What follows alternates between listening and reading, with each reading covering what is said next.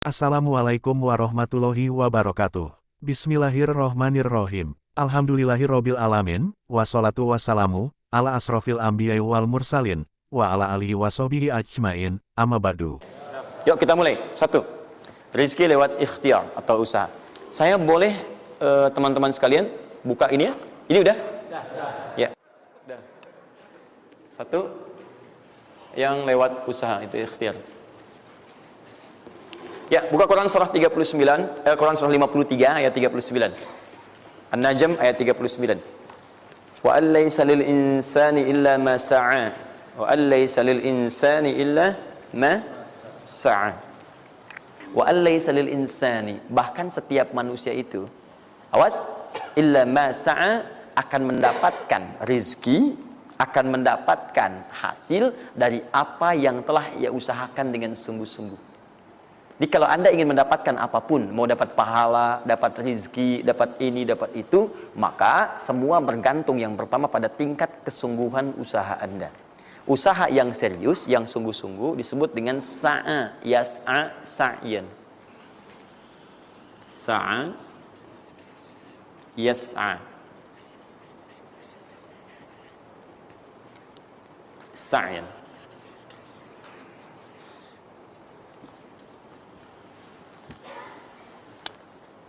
Ini sa'a, yas'a, sa'yan tidak disebutkan dalam bahasa Arab kecuali menunjuk satu usaha yang sangat serius, sungguh-sungguh.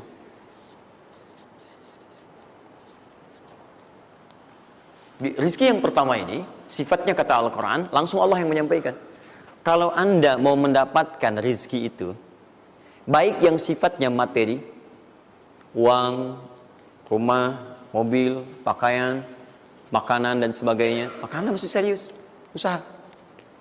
Usaha yang serius. Saya belum bicara bagaimana cara usahanya, tapi Quran ingin membangun komitmen dulu. Anda mau usaha enggak? Anda usaha, saya kasih kata Allah. Tapi kalau Anda enggak usaha, enggak akan turun rezeki. Ya, enggak ada rezeki turun dengan cuman diam aja, enggak ada. Anda mesti usaha. Saat saya berada di Mesir, ada dua mahasiswa itu saling, mereka paham Quran. Mereka diskusi ingin membuktikan kebenaran Quran. Yang satu cara berpikirnya benar, yang satu keliru. Yang satu berkata, Allah kan sudah jamin rezeki kita akan diberikan, ya kan? Sampai kita wafat, sempurna rezeki. Jadi nggak nyari pun pasti dikasih. Cara berpikirnya seperti itu. Ini yang dipakai oleh orang liberal sekarang. Nah, maksudnya logika semacam ini. Yang satu lagi berkata, memang Allah kasih, cuman kita mesti usaha. Dia sebutkan beberapa ayatnya. Yang satu bertahan dengan pendapatnya, dia ingin buktikan, saya masuk nanti ke masjid. Kalau di Timur Tengah itu suka ada zawiyah, tempat-tempat khusus untuk ibadah. Dia masuk ke dalamnya, sembunyi di belakang meja. Nah, di masjid itu suka ada muhsinin, para donatur, yang itikaf kasih makan, kasih makan. Hari pertama semua dikasih, dia tidak, karena ngumpet. Karena perjanjiannya nggak boleh ada usaha apapun. Hari kedua, dia masih ngumpet, nggak dikasih. Semua dikasih yang ada. Hari ketiga, sudah lapar sekali, sudah nggak tahan. Begitu udah dikasihkan, yang muhsinnya tanya, hal min akhar, ada lagi yang lain nggak? DKM-nya jawab, karena nggak tahu, kan ngumpet. Nggak ada yang lain. Baik, kalau gitu saya kasih ke tempat lain. Karena beranjak mendengar suara itu, dia langsung kasih kode dengan bertahan. Kaget kan DKM. Begitu dibuka, ada orang ngumpet di belakang meja, sudah kelaparan. Akhirnya dia ada orang satu lagi di sini, langsung dikasih bagiannya sampai dengan 3 bungkus. Begitu dikasihkan itu, teman yang kedua tadi yang mengatakan mesti ada usaha, langsung mengejar pada teman yang bersembunyi. Dan dia katakan, kan saya bilang dari awal, rezeki itu mesti dicari, walaupun dengan sama. Saya juga sama, Ustadz pemateri misalnya kan, begitu kehausan ya, kan? Nah, misal, panitia datang, macam-macam lah. Misal. Enggak, itu contoh. Saya nggak biasa ceramah sambil minum. Ya.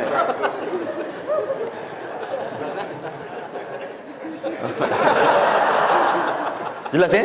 Nah, jadi prinsip yang pertama, kita harus punya komitmen yang kuat dengan Allah. Kata Allah, kerja ya kerja. Kata Allah, usaha ya usaha, jangan diam. Di usaha itu sepanjang keluar yang disebut usaha dari dalam tubuh kita, kaki melangkah, tangan bergerak gitu kan, kemudian mulut berbicara, bersuara, atau telunjuk menunjuk aja, ada usaha, rezeki turun. Apa butuh pembuktian lagi? Tuh lihat di beberapa belokan-belokan tuh, cuman orang begini aja, prit, 1000, makasih Pak. 2000, makasih bos, ya kan? 5000, paman. Om. Wah, jelas ya, paham ya? Nah, ini yang pertama, usaha yang serius. Nah, ini langsung dicontohkan oleh Allah. Bahkan kalau Anda serius, nah perhatikan, ini jejaknya langsung ditemukan dan diabadikan dalam Al-Quran. Ada beberapa tahapan yang mesti kita tahu. 1, 2, 3. Perhatikan cara keseriusan yang digambarkan dalam Al-Quran. Teman-teman, kalau saya sebutkan sa'ah dalam Al-Quran, mungkin agak banyak kita mencarinya, butuh energi. Tapi kalau saya ilustrasikan begini, antum insya Allah akan lebih cepat menemukan. Kalau kita haji atau umrah, kemudian ada ritual setelah tawaf, namanya apa? Sa'i. Apa itu sa'i? Tuh kan, lari-lari kecil. Kalau lari-lari besar, maraton. Kan sudah saya tuliskan di atas. Sa'i itu kan dari sini tulisannya. Ya. Dari mana sa'i itu? Safa ke Marwah. Ya, buka Quran surah kedua ayat 158. Paling kiri di pertengahan. Innas safa wal marwata min sya'airillah. Faman hajjal bait aw i'tamara fala junaha alaihi ay yatawafa bihima. Man tatawwa khairan innallaha syakirun alim. Lihat sini. Ibadah ini kenapa dinamakan dengan sa'i? Dan sementara orang sekarang agak kurang tepat menerjemahkan dengan lari-lari kecil. Dalam bahasa Arab lari kecil bukan sa'i. Dalam bahasa Arab lari-lari kecil itu bukan sa'i. Ingat baik-baik kalimat ini. Kenapa dinamakan dengan sa'i? Karena di tempat ini pernah ada satu sosok yang sangat bersungguh-sungguh untuk berusaha. Sangat serius untuk mendapatkan rizki dari Allah Subhanahu wa taala. Sosok ini datang, diantarkan oleh suaminya. Kemudian ketika diantarkan, ternyata ini yang paling menarik. Ini yang saya berikan 3 panah ini. Diabadikan kisah ini di Quran surah ke-14 ayat ke-37. Pertama diantarkan. Ya, begitu tiba suami, istrinya dengan anak yang baru lahir, tiba-tiba langsung bermohon kepada Allah. Perhatikan, bukankah Allah pemilik rezeki? Masih ingat tadi teori di awal? Pusat rezeki ada di mana? Baik. Nah, ini teman-teman sekalian, kaidah yang pertama, kalau antum ingin berikhtiar berusaha, maka hal yang pertama dilakukan adalah mendekat dulu kepada pemiliknya. Mohon minta kemudahan, minta petunjuk, minta kenyamanan, minta keberkahan. Itulah sebabnya sebelum kita berangkat, kita sholat dulu. Sholat subuh, sholat fajar, menghadap, usahakan. Makanya Nabi setelah selesai sholat, itu selalu meminta kepada Allah diberikan petunjuk mendapatkan rezeki. Ya, yang di Ibnu Majah nomor hadis 925 itu, Allahumma inni as'aluka ilman nafi'a wa rizqan thayyiba wa amalan mutaqabbala. Minta. Kalau dalam bahasa kita, ya Allah berikan saya hal yang bermanfaat, ilmu bermanfaat dan rezeki terbaik di hari ini. Minta. Nah, begitu sampai beliau bermohon pada Allah, Rabbana inni askantu min dzurriyyati biwadin ghairi dzi zar'in inda baitikal muhram. Perhatikan ya. Ya Allah, saya bermohon kepadamu, engkau yang merawat kami, memerhatikan kami, memberikan rezeki kepada kami. Sifat rububiyah yang disebutkan namanya Rabb. Begitu meminta kepada Allah, ya Allah sekarang saya diperintahkan olehmu, sebagai tawadu Nabi Ibrahim mengatakan, saya menempatkan sebagian keturunan saya, istri saya, anak saya, di satu tempat yang sangat gersang. Enak bayang nggak?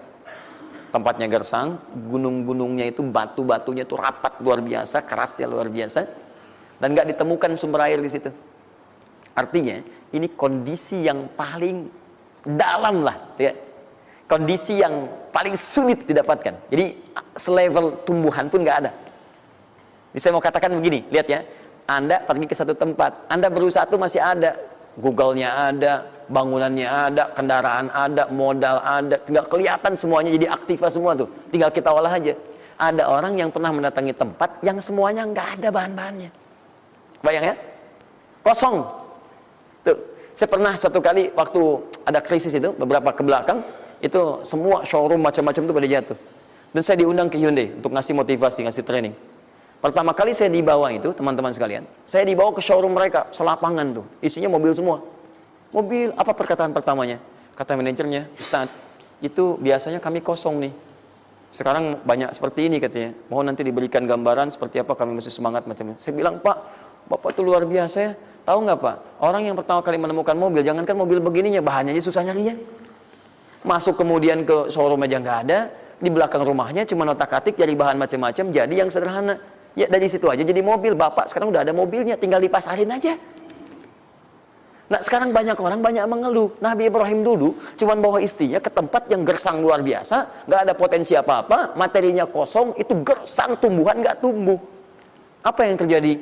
Begitu sampai di situ, satu kalimat ketika meninggalkan Ibrahim istrinya Sayyidah Hajar dengan anaknya Ismail alaihissalam, maka pertanyaan pertama dalam satu riwayat, ahadza min amrillah, apakah semua ini ketetapan Allah? Maka dijawab bala. Perhatikan prinsipnya, selama ini ketetapan Allah, maka Allah tidak akan menyia-nyiakan saya. Dan rizki telah Allah tetapkan kepada kita, maka Allah tidak akan pernah menyia-nyiakan kita. Paham ya? Jadi kalau Anda ditempatkan di kondisi apapun, bahkan mulai belum bekerja, baru lulus kuliah, bahkan mulai baru membuat satu bisnis misalnya, atau macam-macam halnya, ingat, ada yang lebih buruk kondisinya daripada Anda, yang semua bahannya bahkan belum didapatkan. Dan dia yakin dengan Allah. Sepanjang Anda punya Allah, maka semua akan mudah bagi Anda. Ini prinsip yang pertama. Jelas ya? Nah, kalau sudah paham sampai sini, belum berhenti karena ada komitmen untuk usaha. Apa usahanya? Maka Ismail menangis satu saat dan Allah tetapkan asinya nggak keluar dari ibunya. Begitu tidak keluar, nah anak ini kan pasti bergejolak. Tangan bergerak, kaki bergerak, disimpan di bawah. Saat bergerak itu kakinya menghunjam ke tanah, tangan bergerak, nggak keluar apapun. Ibunya ini yang menempuh usaha yang sangat serius untuk mencari. Dia tahu kalau cuma diam nggak akan datang. Maka ibunya menerapkan satu ketentuan pertama yang nanti diabadikan dalam Al-Quran, yaitu teori rizki dengan ikhtiar, mencari cara yang serius. Nah, cuma apa yang akan kita keluarkan saat ini terlepas dari usaha apapun yang Anda kerjakan saat ini. Tapi teori dasarnya adalah ketika Anda menempuh usaha yang serius ini, ada beberapa tahapan yang mesti Anda lalui. Persoalannya, waktu saya sudah habis 9:30. Nah, saya mau minta sedikit aja, boleh nggak saya tambah 5-10 menit?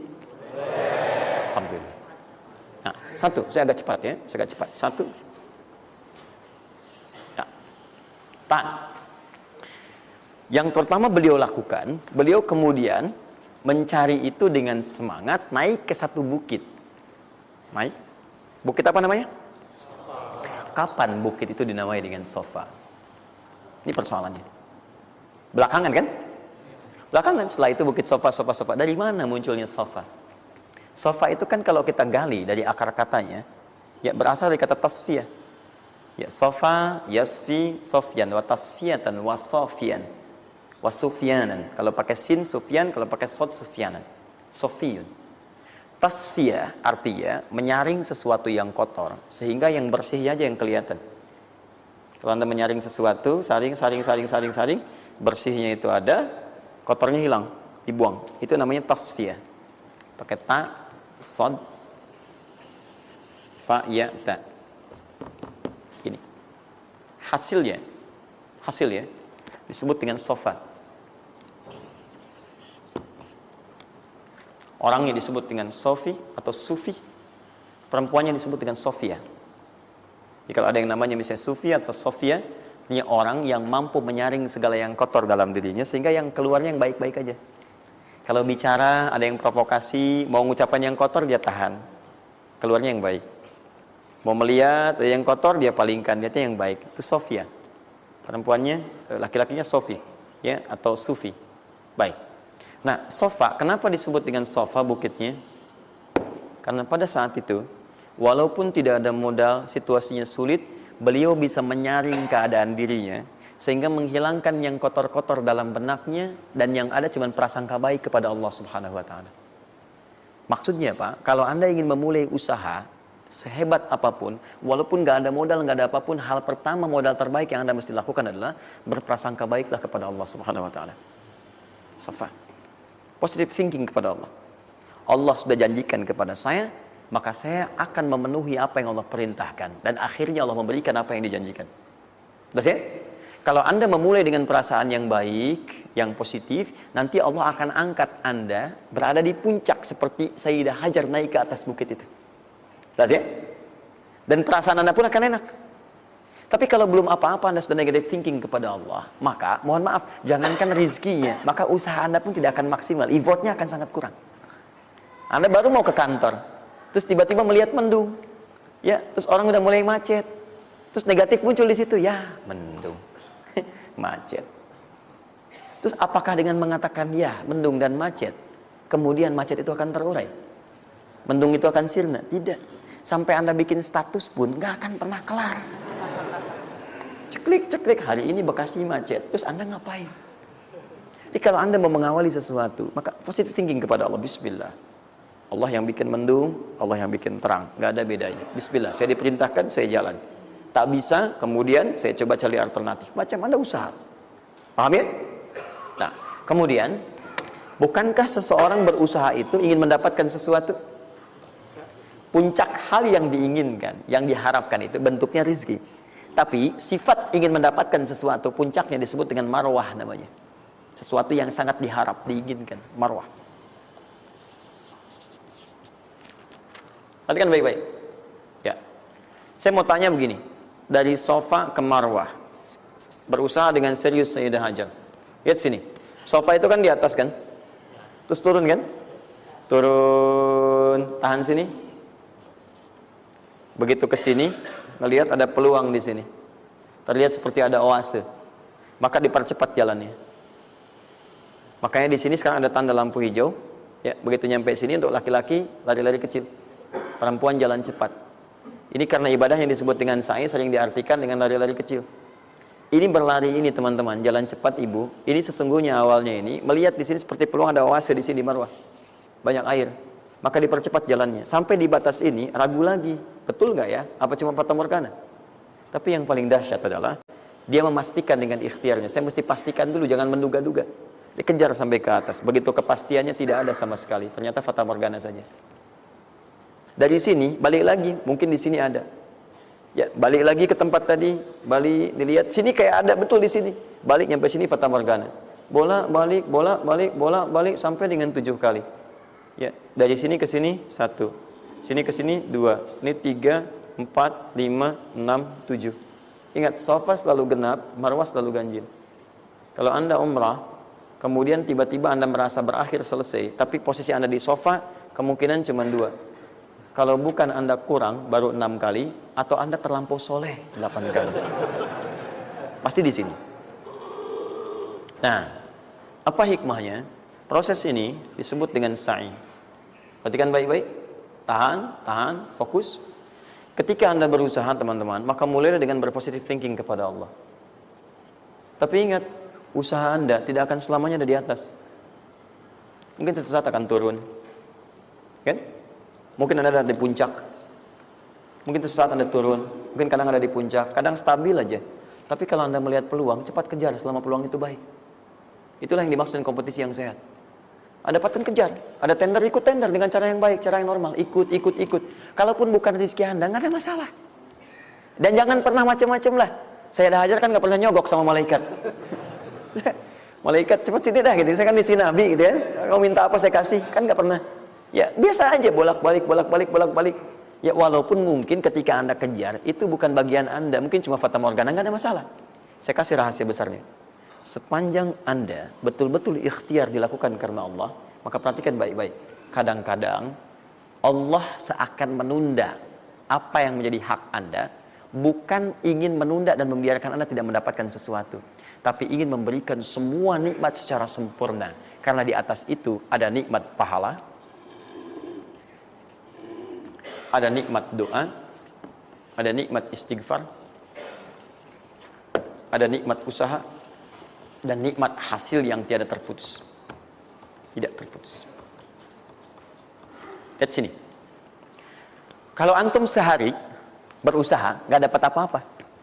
Memang, mohon maaf, hasilnya belum dapat diraih. Belum dilihat tuh. Tapi bukankah pada saat itu, doa antum akan bertambah? Bukankah malamnya salatnya nambah? Tahajud. Bukankah di situ kadang-kadang kita istighfar, ya Allah. Teman-teman, bukankah istighfar menggugurkan dosa? Bukankah berdoa menambah harapan, mengakumulasikan sesuatu? Bukankah tahajud menambah pahala lagi?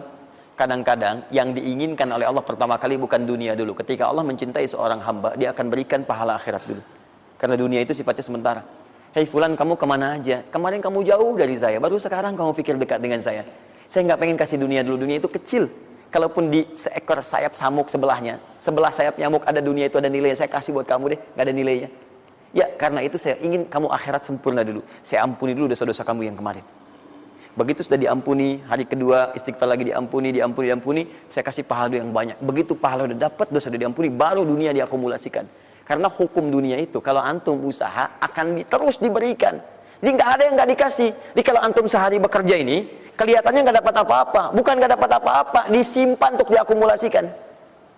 Nanti dosa antum tuh udah hilang, amalan udah banyak, antum dapat banyak. Kadang-kadang nggak sadar kalau saat dapat banyak itu sebetulnya itu hasil usaha antum sebelumnya. Itu teorinya begitu.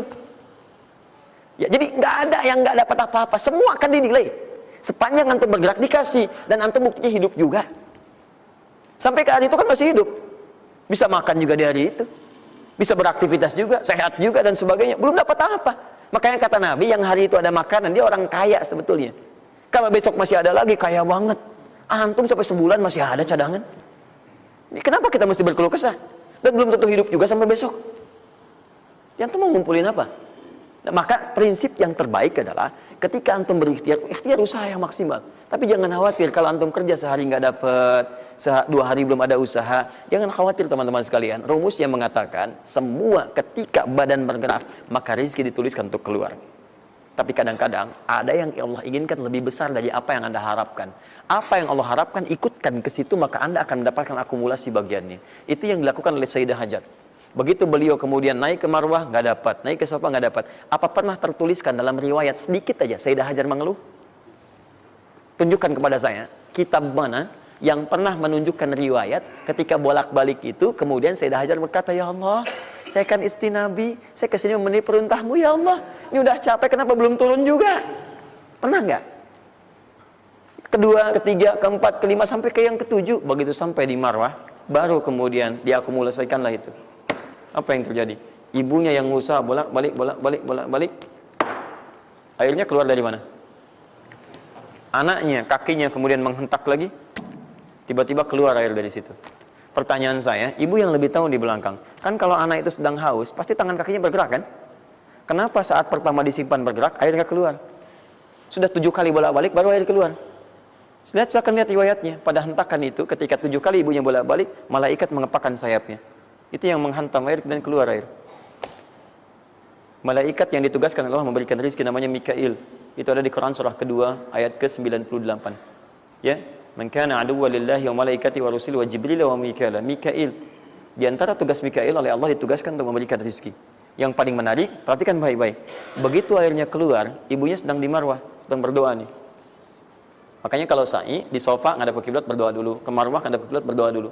Begitu sedang berdoa nyampe ke Marwah yang ke-7, anaknya lebih kencang menangisnya. Ibunya mendengar suara nggak biasa, dikejar ke sini. Begitu kejar ada air. Apa kata ibunya? Lihat kalimatnya. Zam, zam, zam, zam. Ibunya tidak mengatakan ijma, tapi zam, zam, zam, zam. Zam itu artinya kumpul jangan berhenti, kumpul jangan berhenti, kumpul jangan berhenti. Sampai sekarang air itu tidak pernah berhenti. Perhatikan bagaimana akumulasi pekerjaan seorang ibu yang sangat serius menghasilkan rezeki bukan hanya untuk dirinya, untuk anaknya, cucunya, cicitnya, dan berganti generasi sampai kita sekarang. Kita aja ke zaman Nabi Muhammad, itu teman-teman sudah lewat 15 abad. Nabi Muhammad ke Nabi Ismail 29 generasi. Satu generasi bisa ribuan tahun. Nabi Muhammad ke Nabi Musa aja 2000 tahun, ke Nabi Isa 600 tahun. Sekarang ke Nabi Ismail 29 generasi. Muhammad bin Abdullah bin Abdul Muttalib bin Hashim bin Abdul Manaf bin Qusay bin Murrah bin Kilab bin Ka'ab bin Ghalib bin Fihir bin Malik bin Nadar bin Kinana bin Khuzaimah bin Mudrikah bin Ilyas bin Salam bin Nizar bin Mudar bin Ma'ad bin Addan bin Adi bin Adri, ya, bin Muqawwam bin Nahur bin Tari bin Ya'rub bin Yasib bin Nabit bin Ismail alaihissalam. 29 generasi. Yang bisa mengulang 29 ini saya bebaskan paspornya untuk menghafal Quran di pekan depan. Silakan. Boleh, silakan. Tapi kalau salah satu tambah 1 ayat. Jelas? Terakumulasi. Maka boleh jadi kita berusaha bekerja, sehari belum dapat, 2 hari dagang belum dapat, tenang. Begitu antum 3 hari, tiba-tiba dagangan diborong habis. Itu sebetulnya usaha antum yang sebelumnya. Tapi antum dapat bonus ampunan dosa, pahala, macam-macam. Maka jangan mengeluh. Dan jangan pernah antum sekali-kali, awas ya, awas, mengeluarkan kata-kata yang seakan-akan Allah menghentikan rezeki antum. Maka disitulah kesulitan paling sulit akan antum awali. Ya Allah, apa engkau nggak sayang dengan saya? Saya perlu usaha apa lagi? Kenapa belum diberikan juga? Dan sebagainya. Itu kadang-kadang membuat seseorang kalau sudah kehilangan arah seperti itu sampai meninggalkan agamanya. Itu yang paling fatal. Paham ya? keluarkan. Tidak usah mikir, nggak usah macam-macam. Udah, 2,5% keluarkan. Itu 2,5% itu paling minimal. Kalau mau 5% keluarkan. Ingat rumusnya, kenapa disebut zakat? Di antara makna zakat itu adalah